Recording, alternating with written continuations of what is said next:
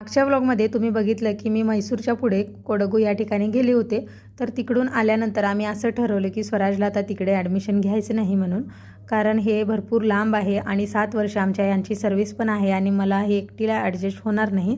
त्यामुळे आणि काही कारणास्तव ते कॅन्सल झालं आणि मग आम्ही असं ठरवलं की आता सध्या मी जिकडे यांच्यासोबत झारखंडमध्ये आहे तिथेच आर्मी स्कूलमध्ये मी त्याचं ॲडमिशन करेन. पण त्याआधी मी इथं कोल्हापूरला आले होते, महालक्ष्मीचं दर्शन घेतलं. ही माझी मैत्रीण आहे आणि हिच्यासोबत रंकाळा फिरले, मन मोकळं झालं. आपल्या मनात असंख्य विचार असतात आणि ते आपण आपल्या मैत्रिणीसोबत शेअर केलं की मन हलकं होतं.